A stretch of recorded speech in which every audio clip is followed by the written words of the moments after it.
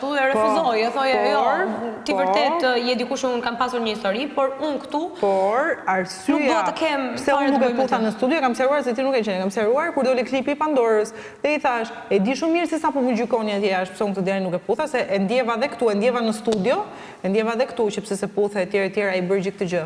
Kjo ka qenë arsyeja, i thash sepse unë e dija, po që më kanë ardhur fjalit, klipin nuk e kam parë, thash unë këtë klipin që u shfaq, por më kanë ardhur llafet që ata dy sillen vërdall bashkë nëpër Tiranë. Dhe pse pranove të dilje me atë, pse po e bëje gjithë këtë?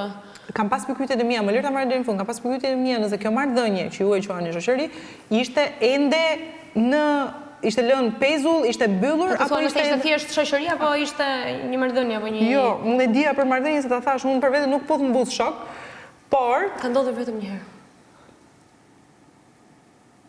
Po më një herë, dy herë, 10, 5, atë e dini juve, nuk po e hyj kësaj. Një herë është në klip, pastaj pjesa tjetër. Ti mendon se ai po të ishte një marrëdhënie me mua, do vinte këtu dhe do bënte lëra me ty, po unë nuk do e thoja.